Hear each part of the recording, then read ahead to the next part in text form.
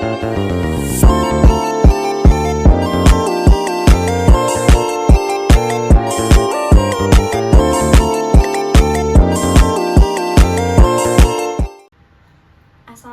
warahmatullahi wabarakatuh.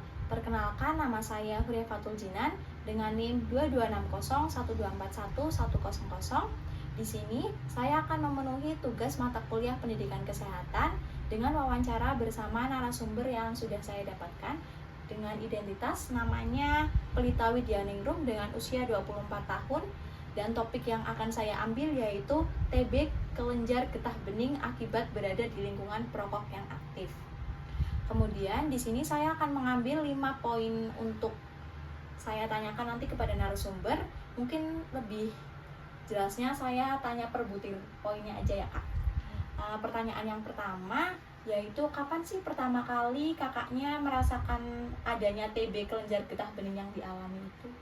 Tadinya tuh saya nggak kerasa kalau misalnya mau sakit itu ya. Itu di tahun 2021. Itu awalnya tuh saya kayak demam, panas, pusing. Cuman saya periksa ke rumah sakit A. Dia di rumah sakit itu dicek, itu waktu COVID.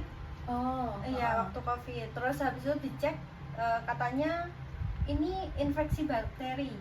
Terus saya Itu dikasih bukan lebih ke didiagnosis kalau positif COVID-nya ya? Enggak. Okay. Karena saya udah kayak ngerasa ada benjolan di sebelah sini, tapi cuma kecil. Terus saya kasih tahu, soalnya benjolannya itu panas. Itu kalau misalkan dipegang itu memang terasa? Iya, terasa banget. Terus saya bilang ke dokternya, terus dokternya bilang kalau ini infeksi bakteri. Terus saya tanya penyebabnya apa, katanya belum tahu penyebabnya. Terus dikasih obat, resepkan obat, dan itu obatnya habis 2 minggu. Setelah minum obat 2 minggu itu sembuh itu. Berarti itu udah kayak memang sudah kayak kakaknya sudah merasa itu udah lebih baik dari sebelumnya.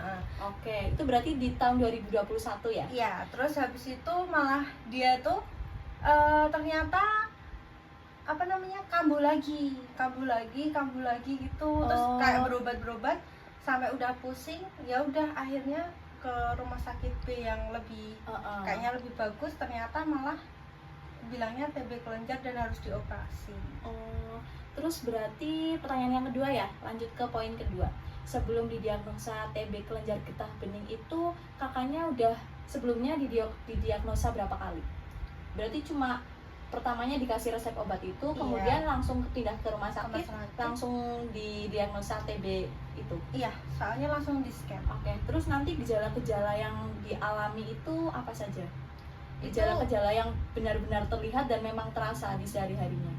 Kalau saya itu, kalau ini panas, badannya tuh panas tiap maghrib. Terus pusing, kepalanya pusing. Terus kayak ketimpa batu besar gitu loh, sampai di tempat tidur sakit banget. Terus sama itu di bagian sininya aja atau seluruh tubuh? Seluruh tubuh semuanya. Terus sama kok benjolannya tambah besar dan tambah sakit. Tadinya kan nggak sakit, tiba-tiba sakit, tambah sakit gitu. Terus setelah didiagnosa itu keberlanjutannya masih cuma dikasih obat atau memang ada keputusan yang langsung dari dokternya? Kalau yang di rumah sakit A kasih obat itu terus aja 3 kali apa ya, kalau nggak salah 3 kali. Di rumah sakit A itu cuma dikasih obat terus. Makanya yang keempat itu gara-gara rumah sakit A itu nggak menerima pasien biasa, cuma di COVID, yang pasien COVID itu. Jadi kita pindah ke rumah sakit B gitu. Terus pertanyaan yang ketiga, apa saja faktor yang mendorong munculnya TB kelenjar getah bening tersebut? Jadi setelah kakaknya memang didiagnosa itu, mungkin kan dokter sudah memutuskan, kakaknya sudah didiagnosa penyakit TB kelenjar getah bening, dan itu langsung dokter rinci nggak penyebabnya apa aja atau mungkin gimana? Setelah operasi itu dokternya baru bilang kalau biasanya akibat dari karena penyebabnya itu karena saya perokok pasif. Oh. Terus karena Berarti tidak aktif dalam arti cuma menghirup aja ya? iya, karena lingkungan saya banyak yang perokok. Terus apa namanya? Saya waktu itu emang habis liburan kuliah. Jadi saya kayak di kamar terus gitu loh. Jadi kurang sirkulasi udaranya, sama saya kurang olahraga gitu. Iya. Tapi lebih faktor yang lebih mendorongnya itu perokok pasifnya itu Iya, ya? iya. Karena dokternya bilang Itu di seperti lingkungan sehari-hari, kerja, kuliah, atau di lingkungan rumah sama kuliah sih. lebih sering itu ya? Iya. Terus lanjut ke poin yang keempat, bagaimana sih Kakak Lita itu menyikapi atau merespon adanya diagnosa tersebut? Setelah didiagnosa itu, bagaimana segi pengobatan medis maupun psikisnya? Kan untuk mengembalikan kesehatan ya terutama. Dari apa namanya? Dari segi medisnya, Dari itu segi pemulihannya medisnya gimana? itu pemulihannya yang pertama saya operasi. Heeh. Terus yang kedua saya minum obat selama 7 bulan berturut-turut. Berturut-turut Iya, tanpa henti. tanpa henti setiap hari. Itu masih ada kontrol nggak? Iya, tetap kontrol sebulan sekali. Jadi setiap ambil obat baru sambil kontrol. Oh, berarti kontrol tebus obat, kontrol Iya. tebus obat gitu ya? Iya gitu.